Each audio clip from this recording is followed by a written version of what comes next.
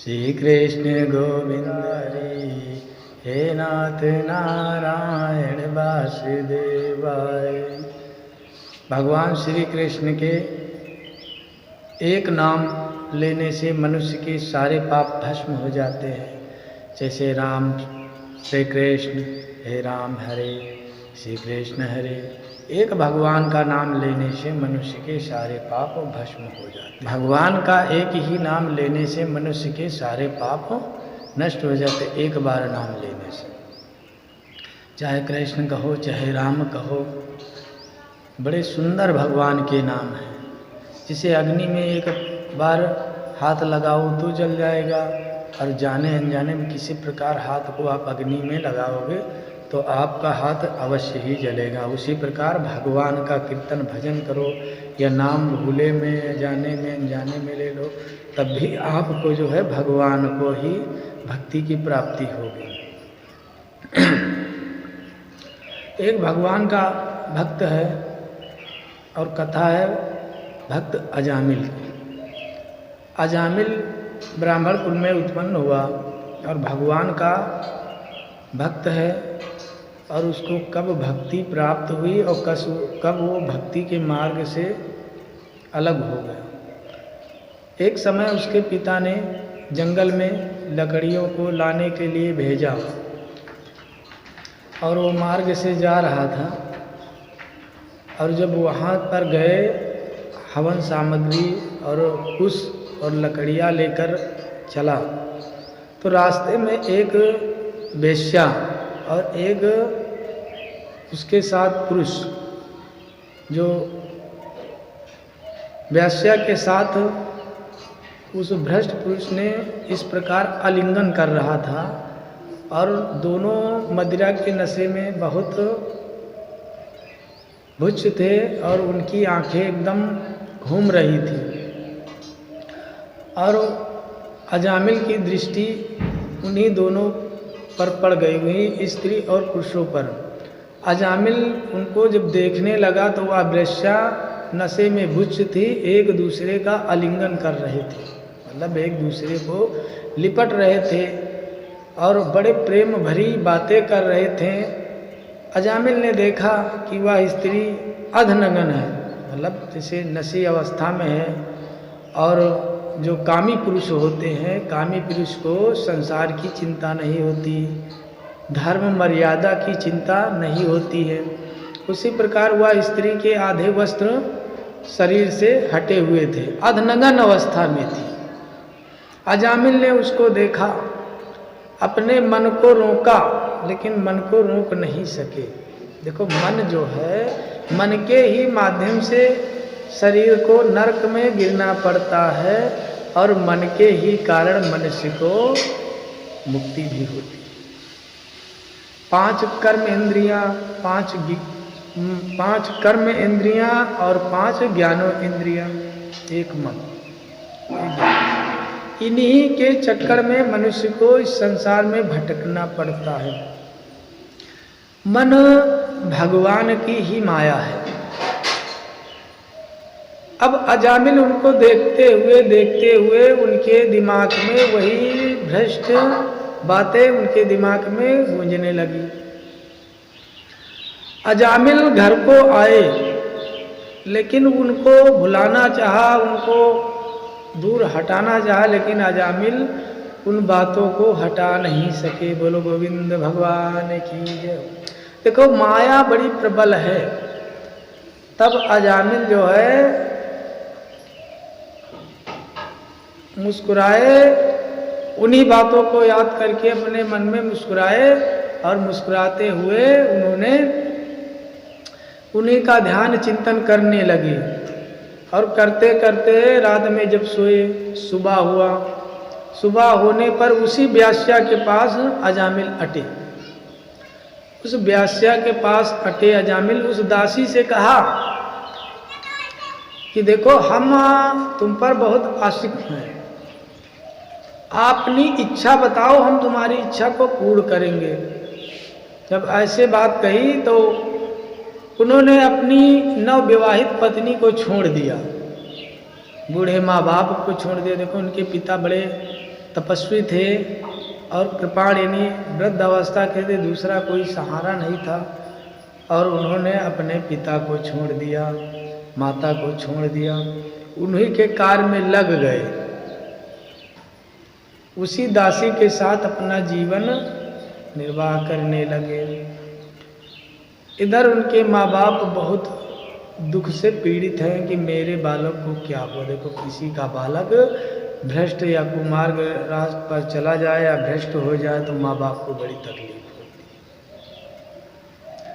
है। अजामिल उसी के साथ रहने लगा और उसी दासी के गर्भ से उसने 10 पुत्रों को उत्पन्न किया। एक जो भक्त होता है उसको इस तरह कुमार्ग पर जाने पर उसकी क्या दशा और क्या गति है।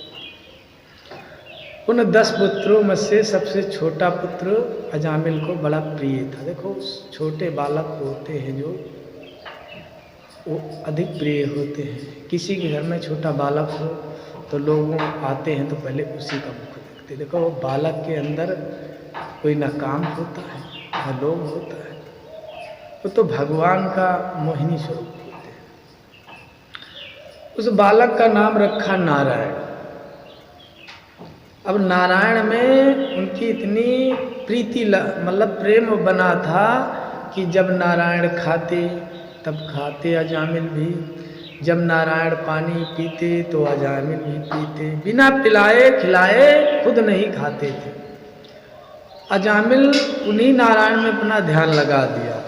श्रीमन नारायण नारायण नारायण, भजमन नारायण नारायण नारायण, श्रीमन नारायण नारायण नारायण, श्री कृष्ण गोविंद हरे मुरारी, हे नाथ नारायण वासुदेव। गोविंद भगवान की जय हो। अब नारायण में ही ध्यान लगाए रहे। धीरे धीरे उनकी उम्र जो है 88 वर्ष हो गई। अजामिल 88 वर्ष उम्र हो गई। अजामिल बुढ़े हो गए। अब जब अजामिल बुढ़े हो गए तो इनका समय आ गया, यमदूतों का समय आ गया, यानी इनके प्राण हरने का समय आ गया। अब अजामिल के प्राणों को हरने के लिए भगवान के यमदूत आ गए। अब भगवान के यमदूतों ने अजामिल को उस यम के फांस में बांध करके ले जाने के लिए खींचने लगे। वहीं से कुछ थोड़ी दूर पर उनका पुत्र, जिसका नाम उन्होंने रखा था नारायण, उसी नारायण को याद करके वो बड़े प्रेम से चिल्लाने, नारायण नारायण मुझे बचाओ, बड़े जोर से नारायण बचाओ नारायण बचाओ। अब भगवान के वैकुंठ धाम में भगवान के पार्षदों ने सुना और वहीं से बड़े तेज से मुस्कुराए और कहा, डरो मत मैं आ रहा हूं। भगवान की एक नाम के कारण डरो मत मैं आ रहा हूं।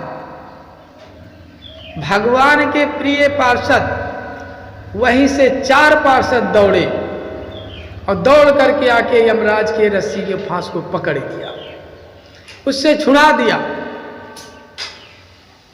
यमराज के जो फांस रस्सी फांस में बंधा हुआ था अजामिल, उसको छुड़ा दिया। और यमराज के दूतों ने कहा, अरे आज तक ऐसा दृश्य हमने कभी नहीं देखा कि भगवान यमराज के दंड विधान को रोकने का किसी में सामर्थ्य नहीं है। यही नियम का जो नियम बनाए हैं उस नियम के अनुसार ही पापियों को दंड दिया जाता है। और उन्होंने देखा उन पार्षदों को 4 भुजाएं हैं, रेशमी पीले रंग के वस्त्र हैं, पीतंबर फहरा रहा है और शंख चक्र। भगवान के पार्षदों ने कहा कि आप तो पवित्र पुरुष, आप कौन हैं? आपका इतना सुंदर रूप, कमल के समान नेत्र हैं और मेघ के समान शरीर है, नीले रंग का अलसी के फूल समान। आप इतने सुंदर हैं और इस पापी आत्मा को हम जब ले जा रहे हैं तो आप क्यों रोक रहे हो भाई? आप इसको क्यों रोक रहे हो? ये पापी है, आपसे गलती हो गई है। उन्होंने कहा कुछ नहीं, आप जो है यहाँ से इसको छोड़ करके आप जाइए, इसको आप नहीं ले जा सकते। अजामिल ये संवाद सुन रहा है, भगवान के पार्षदों का और यमदूतों का संवाद सुन रहा है। तो उन्होंने कहा आप कौन हो जो इसको पकड़ के रस्सी में ले जा रहे हो? उन्होंने कहा मैं तो यमराज के दूत हैं। तो उन्होंने कहा धर्म का के द्वारा किस प्रकार इनके पापों का विधान होता है, किस प्रकार जाना जाता है, आप बताइए। तो उन्होंने कहा और उनसे भी कहा पाप पुण्य क्या होते? तो उन्होंने कहा देखो, साधु स्वरूप पुण्य आत्माओं जो संसार में 3 प्रकार के कर्म किए जाते हैं, रजोगुण, तमोगुण, सतोगुण, और इन्हीं के माध्यम से पाप होता है। पुण्य और पाप, और दोनों से मिश्रण पुण्य पाप दोनों, ये 3 होते हैं। अच्छे कर्म, बुरे कर्म, और दोनों को मिला करके अच्छे बुरे दोनों कर्म बनते हैं। इस प्रकार जो है पाप पुण्य दोनों एक कर्म हो गए, पुण्य अलग है, पाप अलग है। तो उन्होंने कहा ठीक है, अच्छा ये बताइए इनके जो है पाप और पुण्य का पता किससे चलता? उन्होंने कहा इनके पाप पुण्य के बारे में सूर्य, चंद्रमा, अग्नि, जल, वायु और धर्म के,